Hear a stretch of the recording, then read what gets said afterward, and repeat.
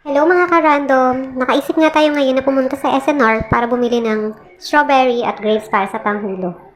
Kaya lang nakita natin na may blueberries. So ito ang nagustuhan ko.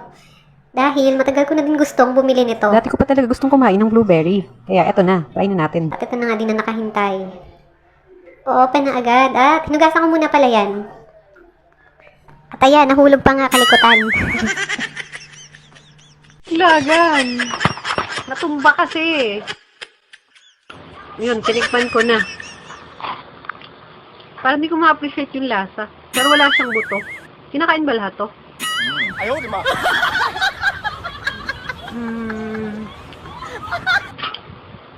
Pero masarap naman. Wala pala siyang buto. Ano? Parang lasang papaya na ano. Panlasa. Matagal lang curious kumain ito dahil sa mga napanood ko. Ang lasa niya ay, panlasa ko lang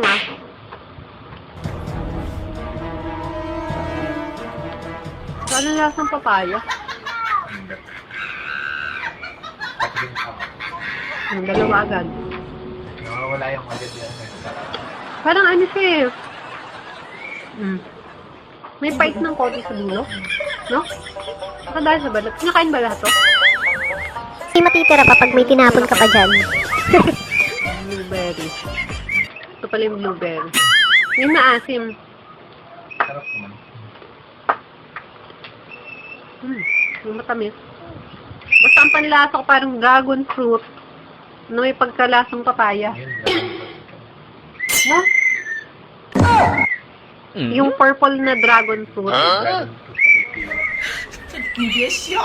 ang panlasa ko parang mix ng dragon fruit at saka hinog na papaya.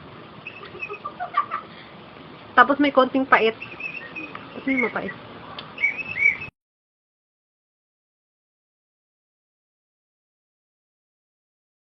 Pero bakit pag nasa mga cake siya or yung mga cupcake, masarap siya? Ba't pag yung raw or fresh?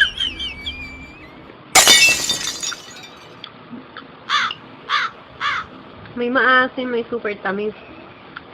Hindi naman super asim, medyo maasim lang. Oh man, nakulay! Katay niya. Pakunting ba kasi nakakain mo? Ako kasi madami na.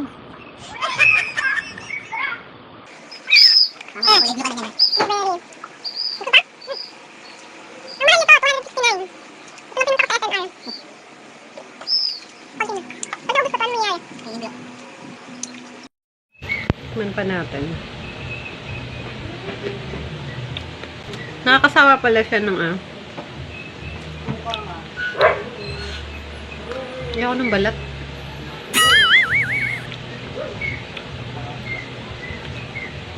Bukas naman, tatabi ko na. Okay, fine. At parang merong may buhangin. Ay, may buto din siya. Mahal ko. May buto din siya, maliliit, super liit. Parang buhangin lang yung buto niya. Uy, no? Hindi yan simple.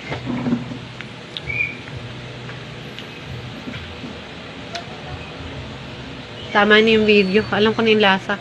Basta siya ay lasang dragon fruit na parang may pagkapapaya. Na maliliit yung... Alam mo na gagawin mo ka talaga.